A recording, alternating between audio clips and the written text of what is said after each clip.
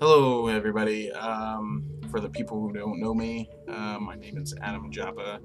I am 27 years old and I am an Army veteran. The reason why I'm making this video is to discuss something that's very personal to myself and hopefully bring to light my personal struggle um, that other people can relate to. And what I'm talking about is depression and, military and veteran suicide. Um, this is going to be kind of graphic, I guess. I'm going to be sharing some things that I'm not particularly proud of in my life, and they're just really personal. So I will be providing some information at the end of this video to bring to light some facts and stuff for like veteran suicide, and hopefully people can kind of recognize the subject a little bit, with their own family loved ones, or if they're suffering, they can try to get help. You know, um, I've since I was about 13 years old, I've been suffering from something it's called a dysthymic disorder. It's a depressive mood disorder that has a chronic duration. It's not as big as major depression, where you have to worry consistently about the person. You don't know if they're gonna, try to kill themselves or hurt other people. You know, this disorder has various symptoms, which include poor appetite and overeating, insomnia, hypersomnia, fatigue, and low self-esteem. This disorder can be treated with hit or miss medications, maybe throw in some therapy as a combination. Um, I was diagnosed officially when I was 20 years old when I entered the military. As I've been, told that like the mental psychology and stuff like that, who address depression, is really like a hit or miss kind of thing. It's whenever they'll try you on some kind of medication or therapy session. If it doesn't work, they'll just switch you to someone else. You know what I'm saying? So, that's a little technical definition for you, and a little bit of a backstory.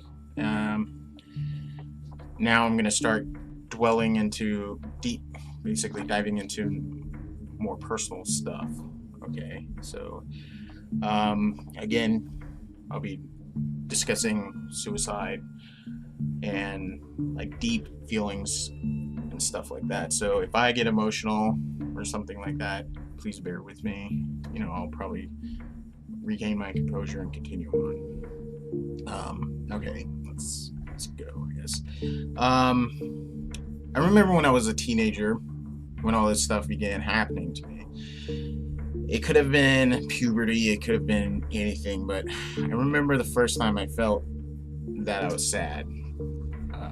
The feeling, as I describe it, is as though the world is ending and everyone is dead and gone, and you can't do anything about it. It's a constant feeling as though you're going down a roller coaster where your gut shifts up and you're nervous for whatever comes next. As much as this disorder is less severe than other depression diagnoses, it still possesses a threat to myself and others based on how it's affecting me.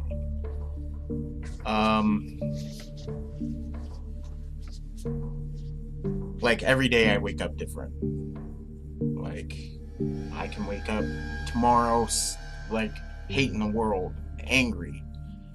Next day I can wake up like anxiety up the yin yang, and sad, and like, boo-hoo me kind of, the boo-hoos.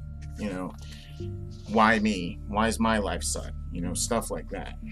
It depends on how I take the day. If I take my medicine, or, if I let things affect me. Um,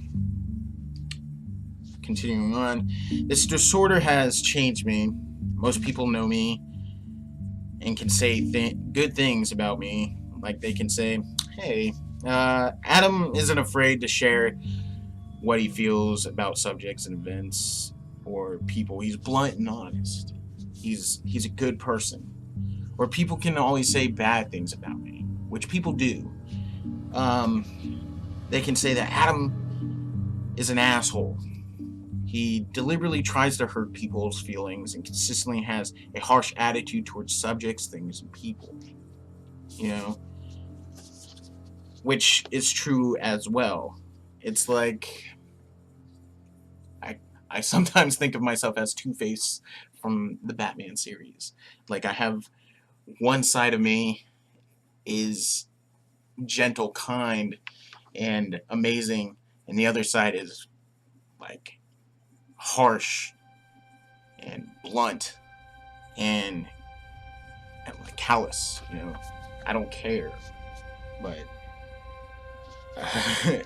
but I know things are sad about me that are good and bad. Yes, sometimes I care what is said, sometimes, but there's other times where I don't. It really just depends on who said it and if I deserve it.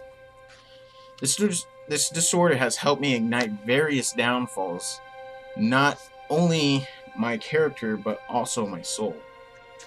I will not blame my disorder for my actions or words, but I will say it has helped push those things along. After all, I am my own person, and I am obligated to take responsibility for my own actions and words. During the course of experiencing this disorder, I have ruined relationships with people I've loved deeply. I've killed friendships to people who were only trying to help me, and I've hurt myself more than once. I can recall that I have destroyed the most amazing things that's ever happened in my life.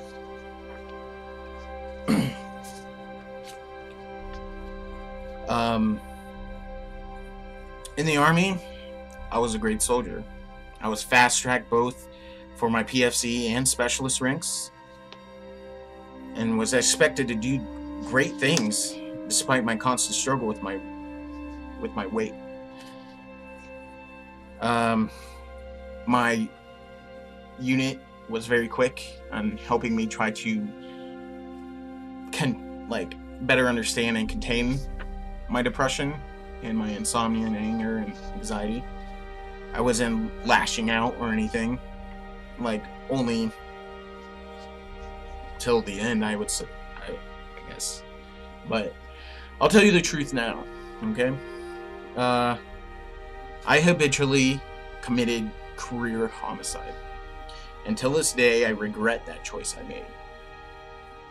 My unit at the time was deploying, and I know I signed up and raised my hand and declared my loyalty to this country and defend it. I knew all this, and I let my illness take control, and I used that as an excuse to avoid deploying with my unit as I should have. I admit that. I regret it. I still think that I'm a coward for doing so.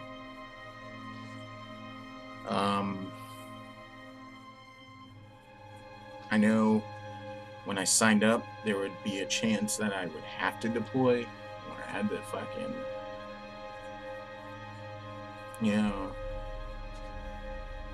go over there, do my duty, and there was a chance that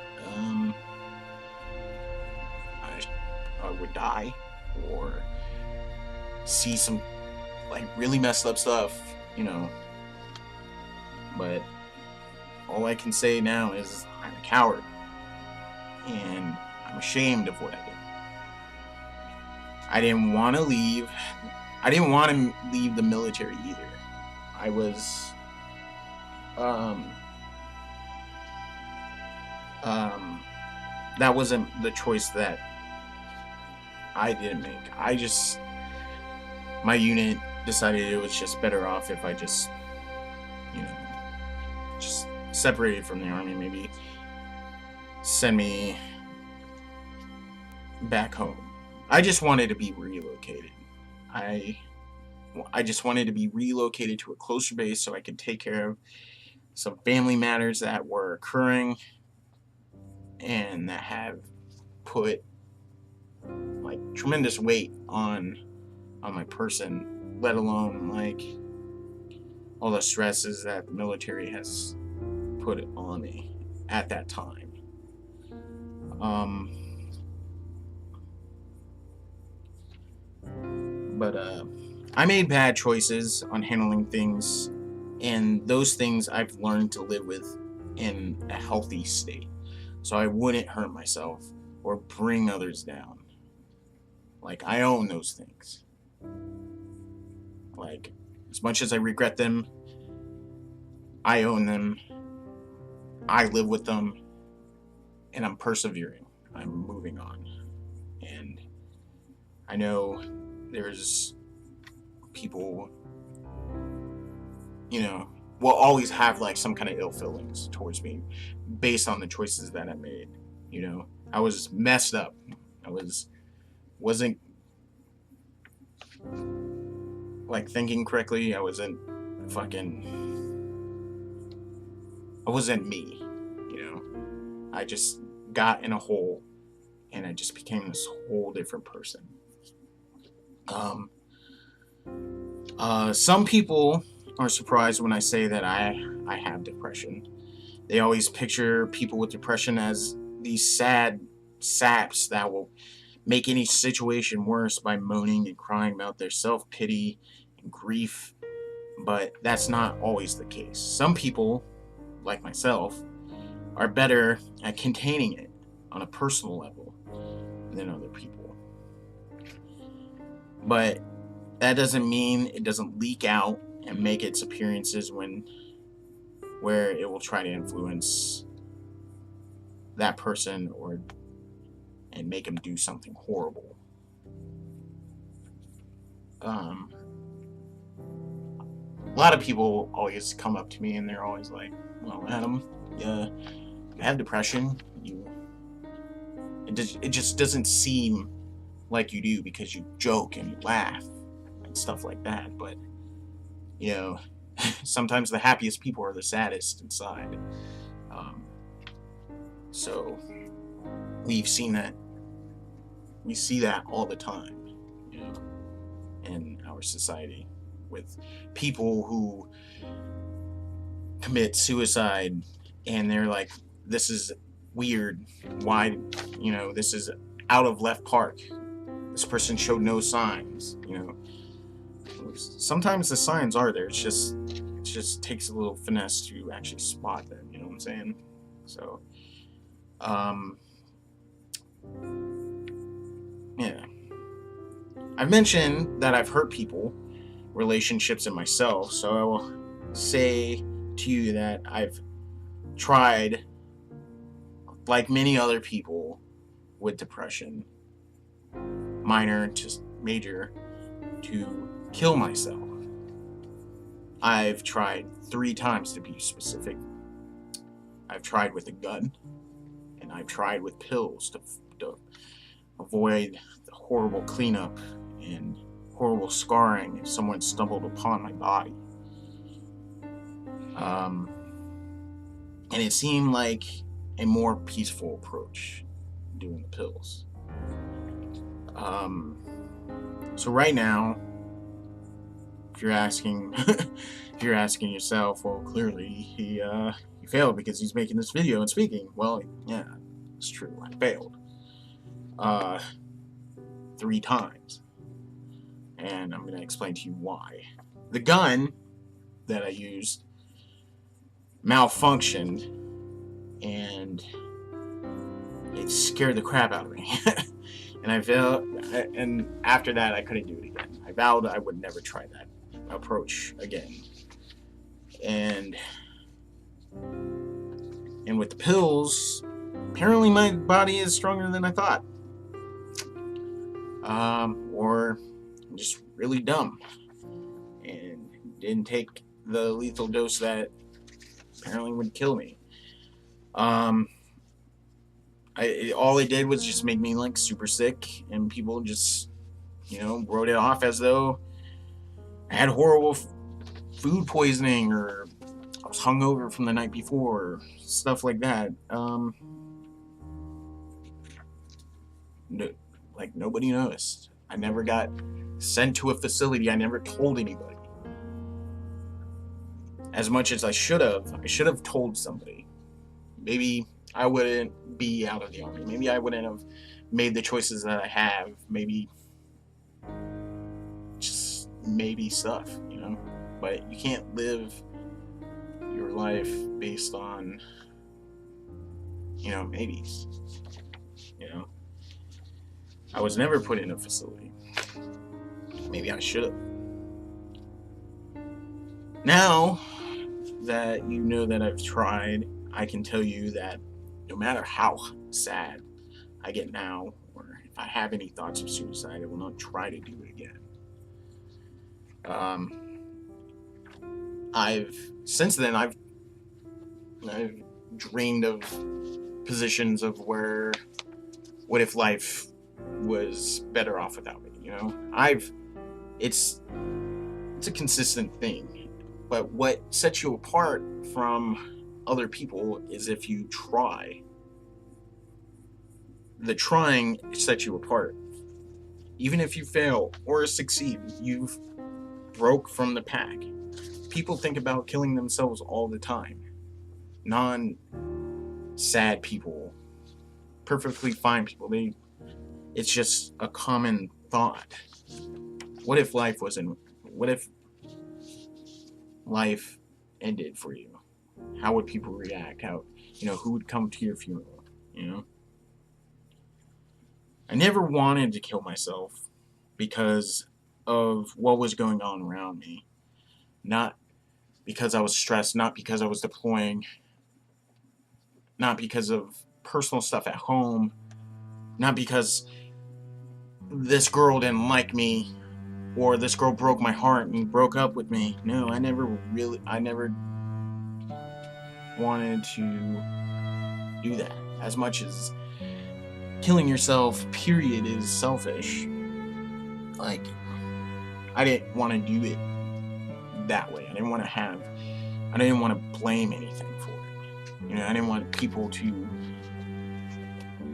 blame anything for it. Well, Adam killed himself because, he was heartbroken. Adam killed himself because he couldn't hack the stress and bullshit that was going around. No.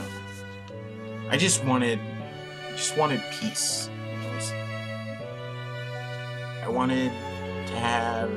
didn't want to feel anything. Like, this feeling sucks. I have it all the time. But it's manageable. It's just, I've learned that you can curve it based on various factors. Crap, staying busy can curve it. Going to the gym can curve it. Talking to people can curve it. Playing video games can curve it. There's so many things you can do to curve your horrible feeling. People who have depression, they have it. Just have it all the time.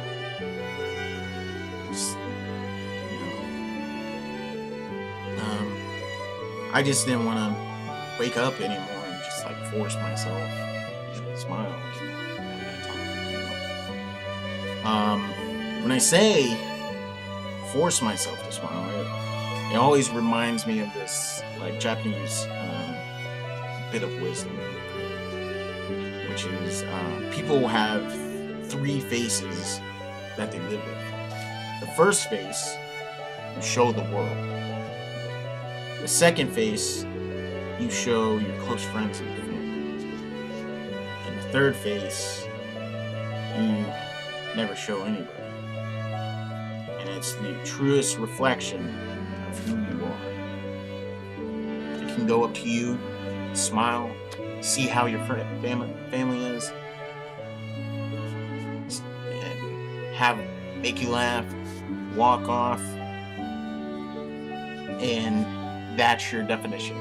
Adam is a happy-go-lucky guy, but as soon as I pass you, my truest form shows itself. You know,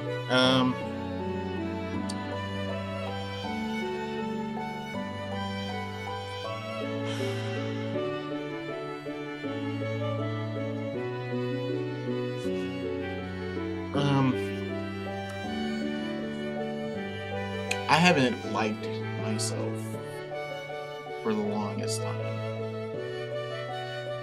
Like, I remember a true point in my life where I was happy.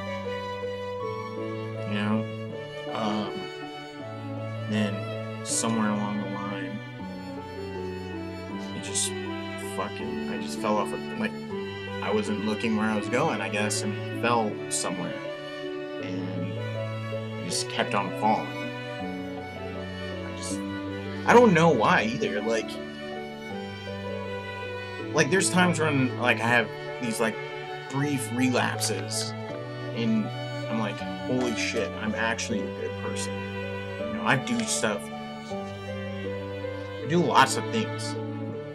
You know, for people, for family. You know, but and there's other times where I just feel horrible for the person that I am because I don't think it's enough.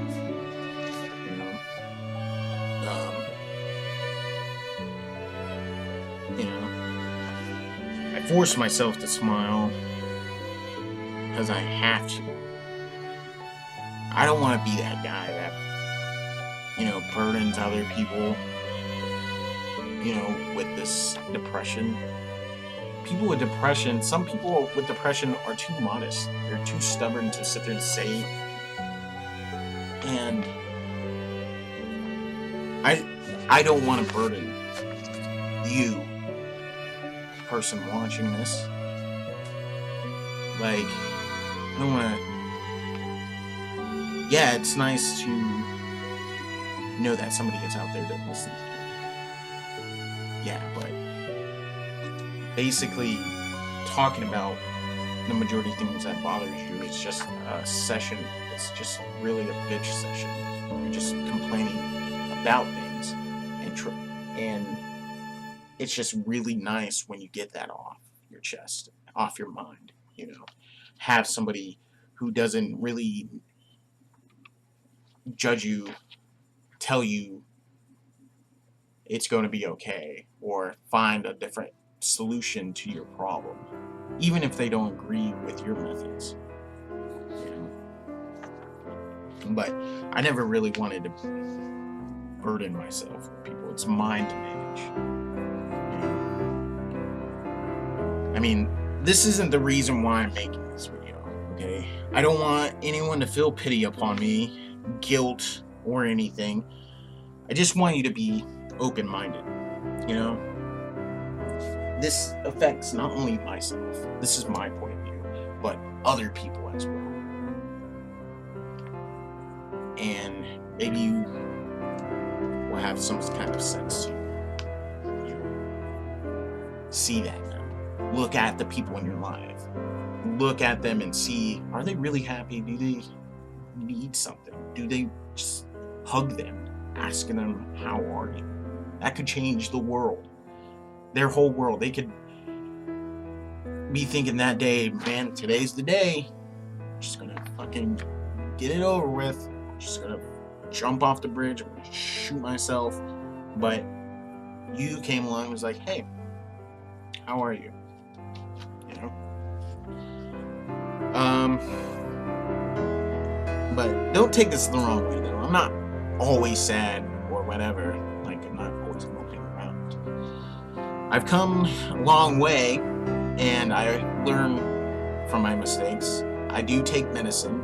I have outlets to vent my frustration on things, and I do things to curb my anger, my anxiety, and depression for the better, like make this video. I'm always growing, and I'm always getting better with this disorder. Depression to some may be seen as just an excuse to avoid the harshness of life, or because that person is just weak. That's not always the case. It's just extra weight some have to go through life with, and in my mind makes that person even stronger. I know I've used it to fuel my own cowardice and selfish agendas, but I've learned from that, and I'm always moving on. I have my regrets, and those are mine and no one else's. I won't let anyone experience that kind of joy. This next part is going to be like making amends kind of AA meeting kind of thing. I just really want to take this opportunity to apologize to my family and friends. So, to my family, I know I've done a lot of grief by not letting you experience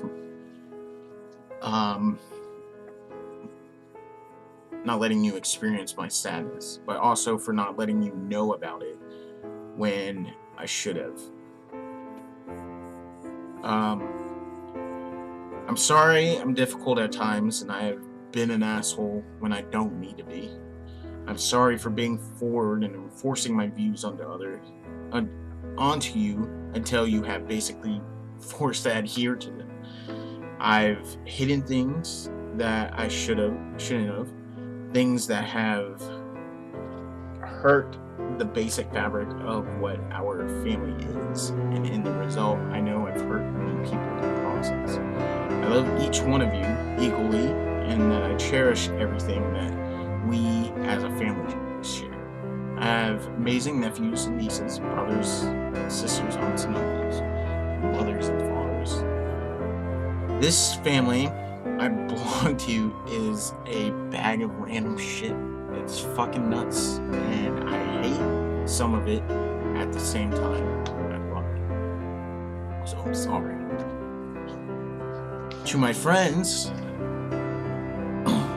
those who are lucky to watch this, I'm sorry for always testing our friendship by implementing feelings that shouldn't be there, implementing false love to test our relationship to the next level, or manipulation to get a rise or reaction. I'm sorry I don't let you into my world as you should. I hide things from you. I hide my struggle because I'm ashamed, and I hide because I don't want to be hurt. I play games with people like they are playthings, and I'm sorry I carelessly do that. I've loved a handful of people in my life, and others I lied to myself, thinking I love them to cope with my own loneliness that I experience. To my friends, know that I love you very much. To some, I say it time to time. To others who are oblivious how I feel because, well, I'm weird. I love you.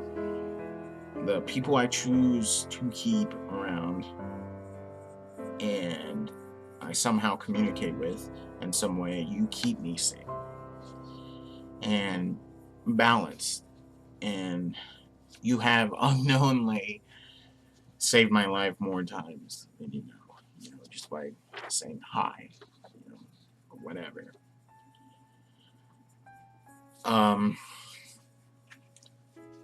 I'm not the greatest person in the world, but I try,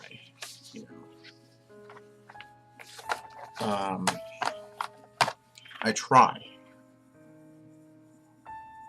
I know I hide my feelings to some people. I know you just want to help me, and I know you just want to know how I feel. It's hard sometimes. Like, I don't have a problem be like, hey, that's wrong. You know, you know, this upsets me. But when it comes down to like, those touchy-feely, carry kind of feelings, it's kind of a weird subject for me. This video is kind of long and I apologize for it, but this is my last part and we're going to wrap up and I'll let you read some very important information that I'm going to provide again at the end of this video about military and veteran suicide. To you, person watching this, thank you for watching and taking time out of your day to listen on how depression and maybe some other undiagnosed things affect someone at firsthand through this emotional train ride. That being said, I want to provide some knowledge on veteran suicide, and hopefully you can recognize someone in your life who is suffering not only with depression, but with other things as well, especially service members. God bless them, and God bless you. Thank you.